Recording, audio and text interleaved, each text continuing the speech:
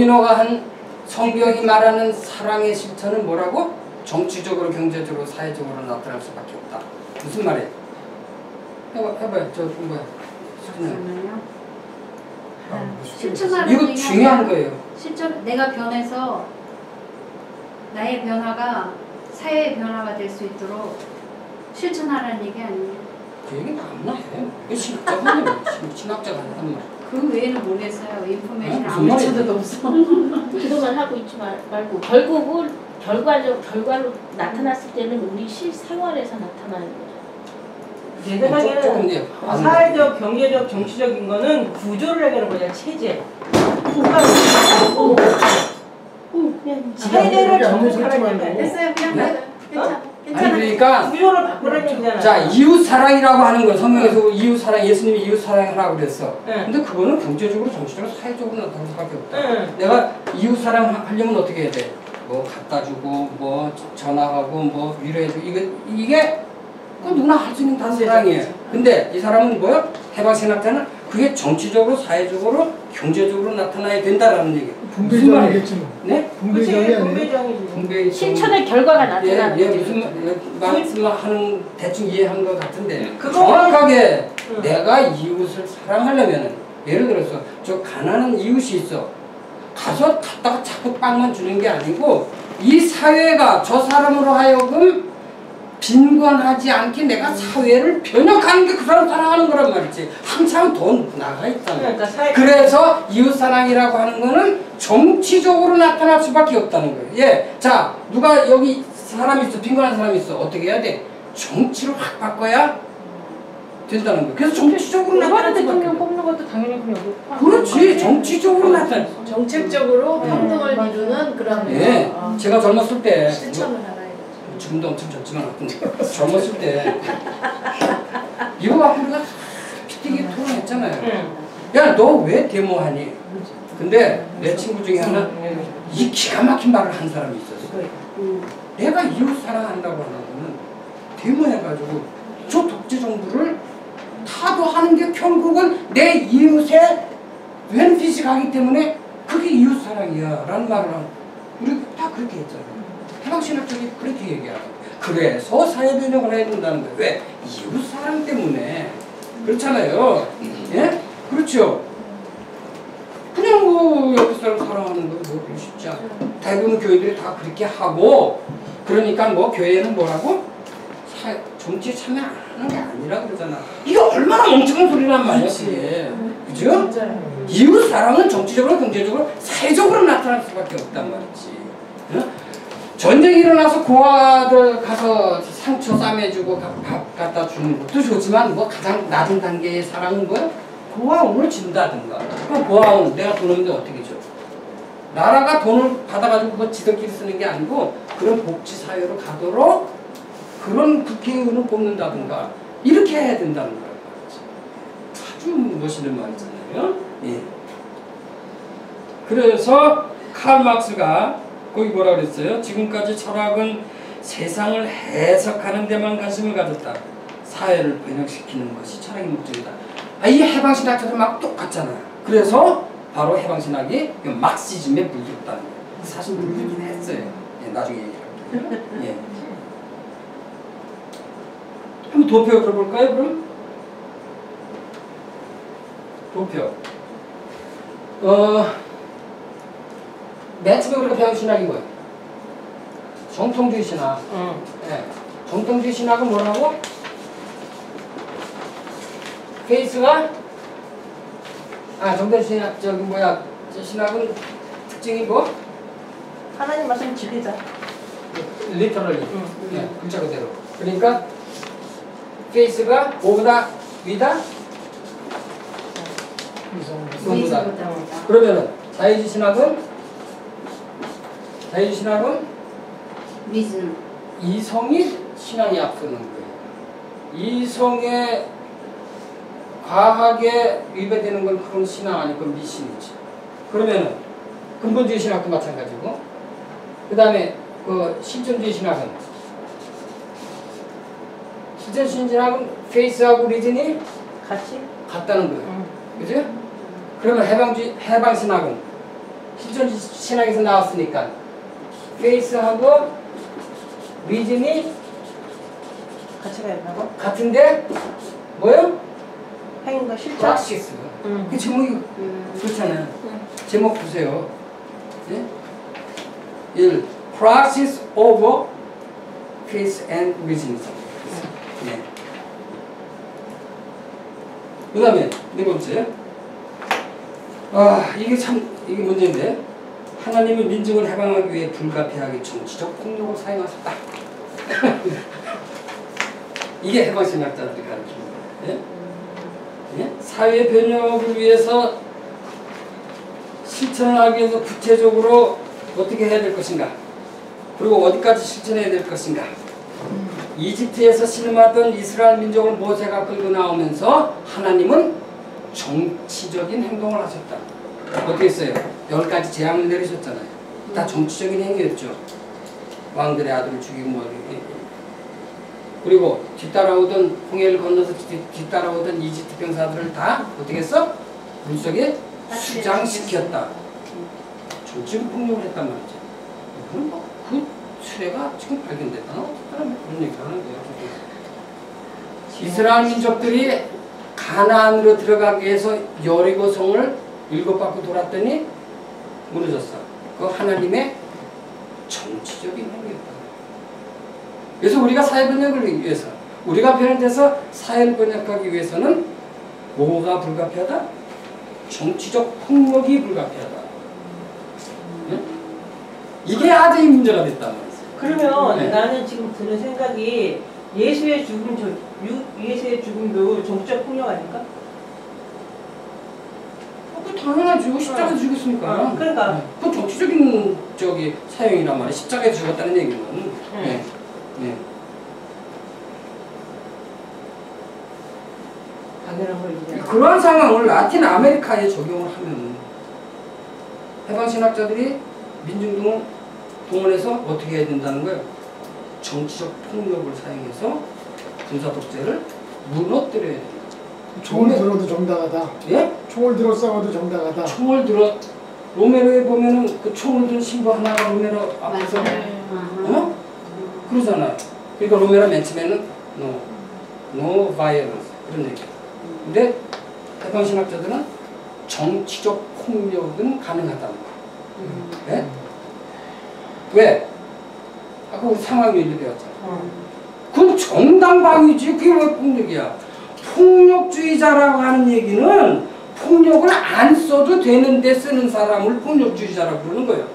그렇잖아. 저 폭력주의자라는 얘기는 그렇죠. 폭력을 안 사용해도 될 사람이 폭력을 사용해서 자기의 이익을 위해서 행동하는 걸 폭력주의라고 그래요. 우리는 그런 게 아니야. 그렇죠? 우리가 폭력을 사용하는 건 정당방위지. 그게 왜 폭력이라고. 5명 죽이면 5,000명이 사는데 그거 왜 폭력이야? 그거 죽이는 5명은 뭐야? 잘못된 사람인데. 그런데도 끝까지 옆에서는 그래도 죽이는 거는 인간이 하는 게 아니야. 하나님이 하는 거지. 그러니까 강제의 논리에서 보면 폭력이고 약자의 논리에서 보면 정당방위고. 이 사람들은 폭력이 아니라니까요. 그거는 폭력이라고 하는 건 폭력을 사용해서 할 상황이 안 돼 폭력을 사용하는 사람이 폭력이지. 우리는 저 폭력이 아니에요. 이 사람들 얘기는. 저 일본군이 쳐들어와가지고 스님들이 의병을 조직해서 죽창을 들었어. 그거 폭력이야? 평화운동이지. 이런 그죠? 예. 그래서 이 사람들은 폭력을 그건 정당방위다. 이게 상당히 이제 나중에 논란거리가, 나중에 지금까지도 논란거리가 이렇게 돼 있어요. 그 비판하는 사람들 폭력은 폭력을 낳는다. 그건 말은 얘기예요. 폭력이 낳는 건 맞는데 어쨌든 간에. 예. 그 다음에 두 번째, 해방신학의 특징 중에 두 번째, 유럽 신학에 대한 해방신학자들이 첫 번째 비판은 뭐야? 유럽 신학은 뭐만 했다? 해석만 했다. 두 번째는 해석만 하고 실천하지 않았다. 세 번째는 해석만 하고 실천하지 않았을 뿐만 아니라 중요해요. 잘못 해석했다. 잘못 해석했다. 네. 어, 첫째는 뭐야? 해석만 했다. 둘째는 노실천. 예, no practice. 세 번째는 잘못 해석했다. 도대체 이 해방신학자들은 2000년 내려온 이 신학을 어떻게 유럽 사람들이 자기들은 어떻게 해석했길래 유럽 사람들이 잘못 해석했다고 이렇게 비판하는 것일까? 예? 이게 뭐냐면은 하나님 또는 예수님은 가난한 자를 무척 사랑하신다. 예? 그냥 무척 사랑하시는 것이 아니라 특별히 무척 사랑한다는 거예요. 영어로 love가 아니고 prefer라고 하는 거예요. prefer라는 게 뭐예요? 뭐보다? 다른 것보다 더 사랑한다. 편해. 네. 그렇지, 편해. 그러니까 말하자면 하나님 예수님은 가난한 자를 편애하셨다라는 게 이 사람들의 중심 사상이고 또 성경에서 그것을 발견해야 된다. 근데 한 걸음 더 나가서 개방신학자들은 하나님은 가난한 사람들을 무척 특별히 사랑할 뿐만 아니라 부유한 사람들은 미워한다는 거예요. 예? 예. 굉장히 메디컬. 예, 그렇죠. 그래서 구테레지가 뭐라고 했어요? 거기 보세요. 하나님은 부자들과 가난한 자들을 똑같이 사랑하시는 무책임한 유럽 신학의 하나님이 아니다. 하나님은 가난한 자들을 훨씬 더 사랑하시는 편파적이고 투쟁적인 하나님이시다. 구테레지 이거 생긴 거 보면 엄청 우락부락하게 생긴 것 같죠? 추송자같이 그리고 이 사람 잠깐 내가 한국교회 병폐가 기도라고 내가 얘기했죠. 이 사람 기도 엄청 열심히 하는 사람. 그런 데서 이런 과격한 소리가 나옵니다. 그래서 유럽 신학자들이 함부로 못하는 이유 중에 하나도 거기에 꼭 그러면 어쨌든 있다라고 합니다. 그래서 서양 신학자들이 요 말에 깜짝 놀라가지고 그러면 하나님은 가난하지 않는 사람은 사랑하지 않는단 말이냐? 그렇게 편파적인 하나님이란 말이냐? 근데요, 제가 성경 읽어봐도 이 말은 맞죠. 예. 제가 누가복음 공부하다가 멈추고 이렇게 돌아선 거 아니에요. 근데 그 누가복음 특징 중에 하나가 예수는 특별히 가난한 자들을 사랑하신다라고 하는 특징이 누가복음에 나타나요. 대표적인 말이 뭐예요? 부자가 반을 끼고 맞다가 그거 부자가 되면 기분 엄청 나쁜 말이거든. 부자야. 그죠? 생각하기 나름이지. 바늘을 엄청 크게 만들어서 구멍도 크게 만든대요. 근데 저는 이거 참 이게 무슨 말인지 이해가 안 가서 너무 부자를 너무나 정죄하는 게 그러니까 부자라는 게 어느 정도까지 부자로 얘기하는지 모르지만 그렇게 꼭 이렇게 당신 부자 아니야. 당연히죠. 저도 당연히 가난한 사람 쪽에 속하지만 비판해보세요. 부자를 그렇게만 이렇게 꼭 나쁜 사람처럼 이렇게만 해야 되나? 제 생각에는 그냥 부자가 아니라 부자이지만은 다른 사람들하고 나누지 않고 그 실천하지 않는 그런 부자를 가리켜서 그냥 부자라고 얘기했겠지. 근데 그때 여기 부자의 그 개념은 사회경제적으로 다시 해석해볼 필요가 있는데 실적으로 부자라고 하면 그때 당시에는 남의 것을 그 약탈을 하고 테이크하고 했잖아요. 다 무슨 말인지 다 알고 여러분도 그 정도의 비판을 다 하겠죠. 뒤에 나와요. 뒤에 나오죠. 민중신학자들도 바로 이걸 아주 강조하는 부자가 어떻게 하는 라고 하는 얘기를 이 성경을 봐도 대부분 이 사람들 주장이 맞다고 저는 생각을 해요. 왜 그래요? 당연한 거예요. 성경이 쓰여진 이 배경이 삶의 자리가 다 가난한 사람들의 대명에서 쓰여졌고 성경을 쓰는 사람들이 거의 다 가난한 사람들의 입장에서 썼기 때문에 그런 거예요. 그건 당연한 거예요. 예?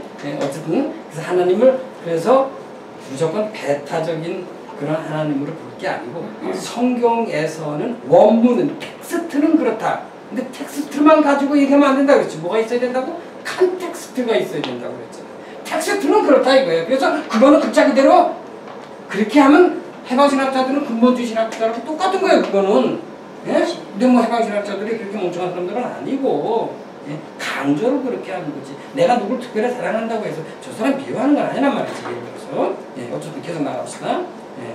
그 다음에 두 번째, The Bible must be read with the eyes of the poor. 자, 예, 하나님이 가난한 사람들을 특별히 사랑한다는 것은 성경을 가난한 사람들의 입장에서 또는 가난한 사람들의 눈으로 읽어야 한다는 얘기예요. 이게 또 하나의 해방신학의 특징 중에 하나 뭐요? 성경을 어떻게 해야 된다? 가난한 사람들의 입장에서 가난한 사람들의 눈으로 성경을 봐야 된다는 거예요. 근데 여태까지 서양신학은 아니었다는 거예요. 예, 이게 문제예요. 책이라고 하는 거는 어떤 시각으로 읽느냐 그게 중요한 거예요. 예? 근데 여태까지 유럽에서는 서양신학은 성경을 어떻게 읽었다? 부자의 눈으로. 이 사람들의 얘기가 뭐라 그러냐면은 서양신학은 여태까지 white 이 네? 맞았어요. 네? white 네? 그 다음에 부르주아. 네. 부르주아 and 매요. 이 시각으로만 읽었다는 거예요. 여태까지는. 예? 백인 부르주아 이거는 저 어떤 책에서는 미들 클래스 이렇게 나와요. 예? 부르주아 조금 저 막시스 같은 용어죠. 이 부르주아가 무슨 뜻인지 알죠? 예? 요 부르가 뭐예요? 이거 저희 불어로 보로 그러거든요. 보로. 아 그런 말 보로 많이 나오잖아요. 스카이보로. 예, 보로. 저 독일어는 브루크, 샴버그 이렇게 쓰잖아요. 비테버르크, 뭐 함부르크 할 때 그거 성이라는 뜻이야. 성. 이렇게 둘러싸인 한 동네가 성으로 둘러싸여 있으면 이 안에 누가 있어? 제일 높은 사람이 영주가 있잖아요. 이거는 땅 주인. 영주인이라기보다는 권력자재 행사하는. 그죠? 이 안에 누가 살아? 귀족들이 살고 또 귀족들 뒷바라지하는 부르주아 계급들이 살고. 네? 그리고 나머지 천민들이나 상민들은 바깥에서 살아. 그래서 이 사람들이 가르치기를 이 안에 사는 성 안에 사는 부르주아들라고 할 때가 뭐야? 부르주아 계급. 이때까지는 그랬어요. 이 사람들은 법률가라든가 의사라든가 뭐 이런 그 제2계급들 귀족들을 뒷바라지하는. 근데 프랑스 혁명이 일어나가지고 이게 해체돼서 이제 귀족이 없어졌잖아. 그럼 누가 이제 실권을 잡아? 병부 출자는 기술가 가진 사람, 법률을 아는 법률가가 이제 배부를 거 아니야. 그래서 이 사람들의 적이 됐어요. 부르주아 계급, 성 안에 사는 사람들. 네? 이런 사람들.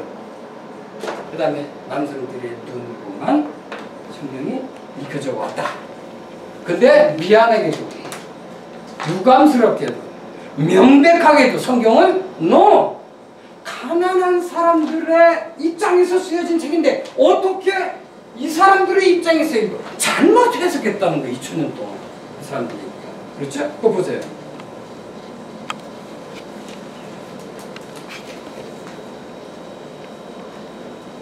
여성 신학자들은 똑같이 얘기를 하겠죠. 뭐라고? 여태까지 성경은 남성. 예, 그러니까 어떻게 읽어야 된다?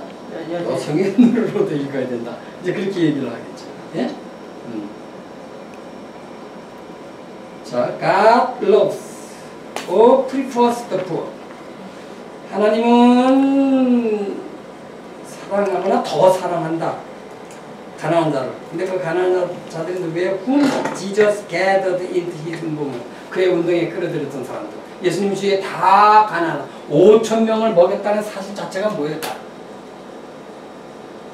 점심 도시락 싸울 수 없는 사람들이라는 거예요. 그러니까 한 사람만 싸웠잖아. 고기 2개하고 뭐 그건 뭐냐면 5천 명은 다 안 싸웠어. 그러니까 그거 갖고 5천 명 먹겠다는 얘기란 말이야. 그렇게 가난한 사람의 눈으로 봤더니 벌써 성경이 재미있는 책이 되잖아. 그냥 예수님 요술 부렸다. 그 뭐야? 그럼 요술책이야? 성경이 뭐야? 그거 그때까지 그렇게 했다는 거예요. 예? This preferential option for the poor. 가난한 사람들의 우선적인 선택. 아까 뭐 편애란 말이 맞겠네. 편애. 이거는 뭘 의미하는 거라고? Scripture must be read in terms of those to whom it is addressed. 성경이 말하고 있는 사람들의 입장에서 성경이 말하려고 하는 그 사람들이 누구야? 가난한 사람. 그 사람들의 입장에서 읽어야 Liberation theology believes 뭘 믿어? The whole Bible, 성경 전체는 다 written from the perspective of the poor. 가난한 사람들 시각으로 쓰여져. The poor, 가난한 사람 are the criterion for the interpretation of Scripture. 성경 해석의 기준이다. 또 Liberation theology has not simply 단지 taken over the Marxist concept. 마르크시스트의 concept of class. 계급투쟁 이론을 단지 전수받은 것이 아니라 works with the biblical concept of 계급 이론이 아니고 biblical concept. 성경의 뭐 이론? 어떤 성경의 이론? 가난한 자들에 대한 성경이 바로 그런 이론이라는 거예요. 마르크시스트의 계급 이론이 아니고 성경의 가난한 사람들의 입장에서 본 그런 그 이론을 받아들인 것이지 마르크시스트의 계급투쟁 이론을 단순히 받긴 받았다는 얘기네. 단순히가 아니니까. 네. 그 계급투쟁 이론이 뭐예요? 말씀해보세요. 계급투쟁 이론. 무서워. 마르크스의 계급투쟁 이론이요? 네. 노동자 숙제, 자기 숙제? 자기 숙제? 내 숙제야? 내 숙제야? 물어보는 거야. 그게 자기 숙제냐고. 몰라. 내 숙제. 아. 노동자들이 자본가들이 자기 이윤을 극대화시키기 위해서 노동자들의 노동력들을 탈취하고 그걸 자본한테로 축적돼서 노동자들은 단결해서 이 사회 구조를 번역해야 된다. 무슨 이론을 해야 된다는 걸 말씀드려요. 응? 해야 된다. 된다는 이론. 네. 그 노동가치설은 무슨 말이에요? 노동가치설? 노동가치설과 잉여가치설을 갖고서 계급투쟁 이론 설명해보라고 했잖아요. 그걸 어떻게 설명을 해줘야 되나? 노동가치설. 노동이라는 것 자체가 하나의 상품화 되잖아요. 그럴 때 이제 자본주의라는 것을 하나 설명을 할 때는 상품, 화폐로 등시가 돼갖고 했을 때, 자본가들이 노동자들의 노동력을 살잖아요. 실질적으로 자본주의 사회에서 노동자들은 자기의 생산 수단을 가질 수 있는 자본이었기 때문에 자기 노동력을 팔 수밖에 없잖아요. 그랬을 때 자기의 노동력을 그 노동이 상품에 들어간 가치를 노동가치설이라고. 그렇죠. 이 상품 만들기 위해서 여기에 노동이 얼마나 들어갔느냐라고 하는 게 노동가치설. 그렇죠? 네. 그래서 노동자들이 자기 노동력을 팔잖아요. 그때 자본가들은 그 상품의 가격을 매겼을 때 보통 그 사회적 노동 시간에 내가 생산 수단 뭐 기타 등등 상품의 가격은 뭘로 매겨야 돼? 노동 시간이요. 노동 가치설로 매겨야 된다. 그렇죠. 여기에 노동이 얼마나 들어갔느냐 그 가치를 갖고 상품을 매겨야 된다. 예. 그랬는데 예. 실질적으로 나의 노동력은 10원에 팔지만 내가 10원어치만의 노동만 하는 게 아니라 나는 그보다 더 많은 노동을 하잖아요. 그리고 자본가들은 내 노동에서 더 많은 이윤을 잡기위해서 더 많은 노동을 강요를 하고 그래서 또 이윤을 더 많이 창출을 하잖아요. 그래서 그게 잉여가치설. 잉여가치설은 뭐예요? 노동 가치에 비해서 자본가가 더 많은 이익을 내는 것. 그걸 잉여가치설. 자, 노동가치설. 이 어떤 한 상품에 들어간 노동력에 따라서 상품의 가격이 결정돼야 된다라고 하는 게 노동가치설. 근데 그거는 그다음에 잉여가치설은 자본가는 이 노동 들어간 그 가치만큼 상품의 가격을 매겨서 팔아야 되는데 이것보다 더 많이 매긴다라고 하는 거예요. 그래서 남는 게 있다는 거예요. 그건 자기 주머니에 꿀 꽂는다는 거죠. 그러면은 결국 가난해지는 건 누가 가난해져? 노동자들만 가난해져. 그러면 노동자들은 계속해서 가난해져야 된다? 아니다. 어떻게 해야 된다? 자기보다 어프레서를 투쟁으로 지역화해야 된다라는 게 그래서 계급 투쟁 이론이랍니다. 계급이 없는 사회를 만들어야 그렇지. 된다. 그게 바로 계급 투쟁 이론. 근데 거기서 노동시간에서 이 상품의 가치는 당연히 노동시간뿐만 아니라 그 노동시간을 사람마다 일하는 수가 다를 수도 있잖아요. 그러니까 사회적 보편적인 그렇죠. 그 시간만 얘기하는 게 아니죠. 예, 네. 당연하죠. 예, 그게 노동 가치 계급 투쟁. 그래서 이 사회를 해야 된다라고 하는 게 그 마르크시즘의 그 the theory of class struggle 그렇게 얘기하는데 이 사람 얘기는 뭐예요? 그게 단순히 그게 아니란 말이에요.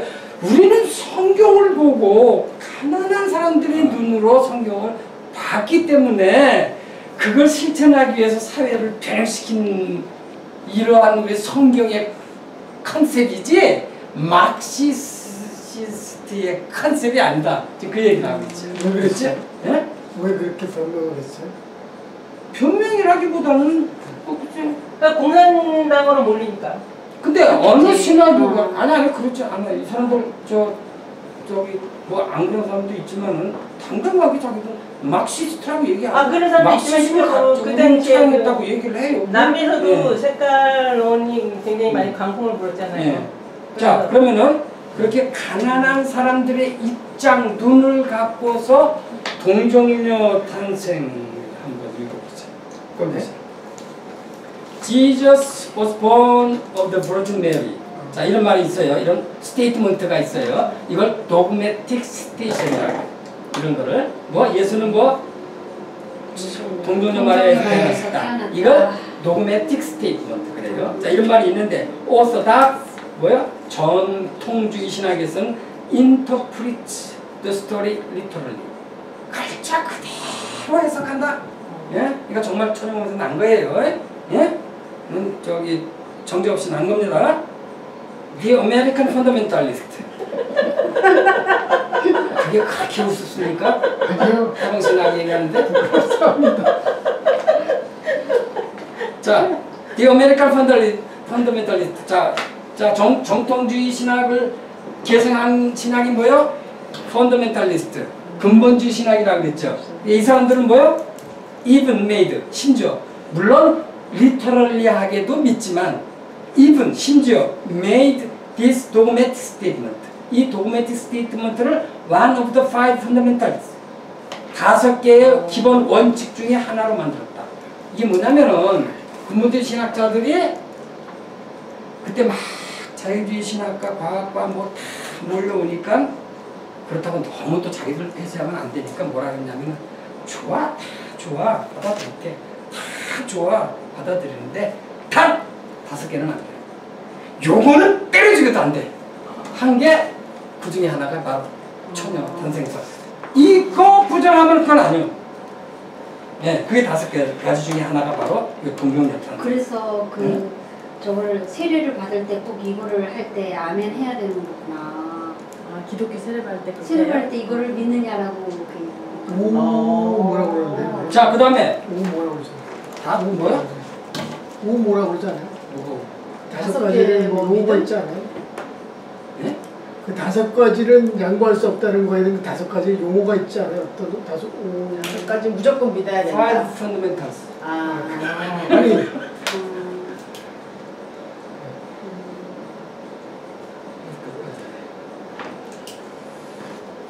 부활 뭐. 그 다음에 저기 오 뭐라고 부활도 그냥 부활하는 거 육체적 부활해야 돼. 육체적. 그 다음에 저 펀더멘탈리스트를 이었던 사람들이 누구요? 거기 나왔잖아요. 제가 얘기했잖아요. 그때 The Conservative Evangelicals, 복음주의자. 예, 이 사람들은 Do not regard attitude.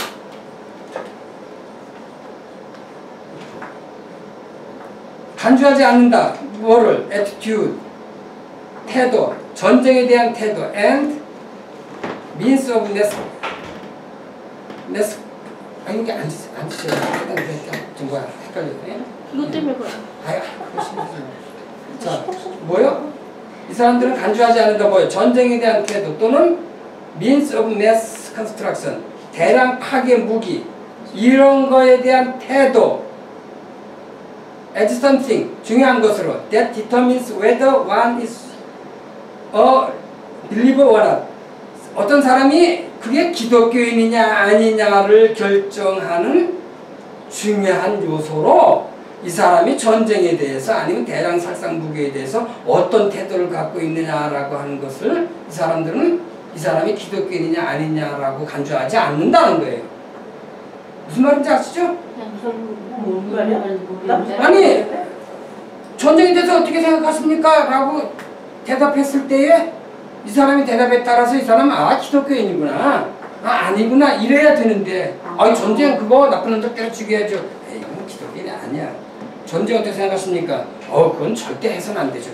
당신 기독교인이시군요. 이래야 되는데 그렇게 안 한다는 거예요. 간절하지 않는다는 거예요. 근데 그 다음 뭐예요? But the virgin birth does.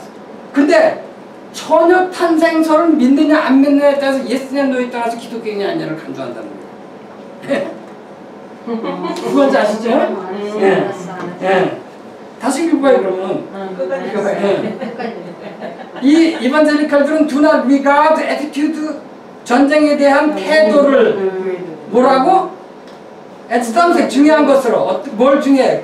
저기 결정하는데 뭘 어떤 사람이 기독교인인가 아닌가를 결정하는 데 중요한 것으로서 저기 전쟁에 대한 태도를 결정하는 게 아니고 처녀 탄생설을 믿느냐 안 믿느냐에 따라서 이 사람이 기독교인이 아니냐를 생처녀냐 결정한다. 그 다음에 one of the problems which I could not crack crack이니까 이해한다는 거예요. 내가 이해할 수 없었던 문제 중에 하나는 was this virgin birth 이 처녀 탄생설이다. I did not know why 난 이해할 수 없었다. 왜 내가 그것을 묻어야만 하는지 또 나는 이해할 수 없었다. 뭐를? whether 지저스가 would be better 더 낫나? 어떻게 하면은 had he been born of a virgin 처녀에게서 태어났다면 예수는 더 훌륭한 사람일까? 뭐보다 he had 아버지 그러니까 로부터 태어난 것보다는 처녀 몸에서 태어나는 게 예수가 더 그런 훌륭하단 말인가? 뭐 이런 얘기예요, 그죠? 정자 없는 놈이다. The virgin birth 뭐야? The virgin birth 이거는 is not superfluous. superfluous라는 건 저 아까 잉여와치에서 나올 때 잉여와치가 surplus. 근데 이건 superfluous는 찌꺼기 나무 찌꺼기. 그러니까 말하자면 별 쓸데없는 뭐 무가치한 게 아니라는 거 이 사람은 처녀 탄생설이 위에서 비판할.